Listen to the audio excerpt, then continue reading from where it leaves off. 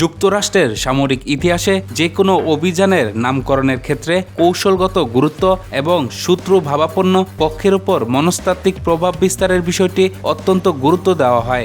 ইরানে পরিচালিত হামলার নাম অপারেশন এপিক ফিউরি রাখার পেছনেও মার্কিন প্রশাসনের গভীর লক্ষ্য ও দর্শন কাজ করছে বলে বিশ্লেষকরা মনে করছেন। হোয়াইট হাউস এবং পেন্টাগনের বিভিন্ন বার্তা থেকে স্পষ্ট যে এই নামটির মাধ্যমে ইরানকে একটি পরিষ্কার বার্তা দেওয়া হয়েছে যে যুক্তরাষ্ট্রের শক্তি কেবল ধ্বংসাত্মকই নয়, বরং তা মহাকাব্যিক পর্যায়ে অপ্রতিরোধ্য। প্রেসিডেন্ট ডোনাল্ড ট্রাম্পের দ্বিতীয় মেয়াদে শুরু হওয়া এই হামলার নামে এপিক শব্দটি ব্যবহারের মাধ্যমে মার্কিন সামরিক শ্রেষ্ঠত্বের দীর্ঘ ইতিহাস এবং তাদের যুদ্ধের বিশাল ব্যাপকতাকে বোঝানো হয়েছে।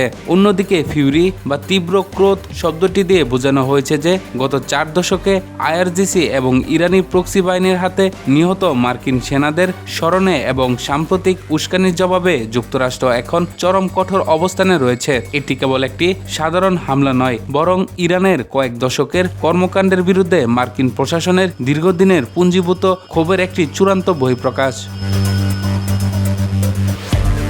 মার্কিন সেন্ট্রাল কমান্ডের বিভিন্ন বিবৃতিতে এই নামকরণের তাৎপর্য ফুটে উঠেছে। তারা বলছে এই অপারেশনটি এক প্রজন্মের মধ্যে বৃহত্তম সামরিক শক্তির সমাবেশ, যা শত্রুর আক্রমণাত্মক সক্ষমতা এবং ক্ষেপণাস্ত্র শিল্পকে পুরোপুরি নিশ্চিহ্ন করার সংকল্প নিয়ে শুরু হয়েছে।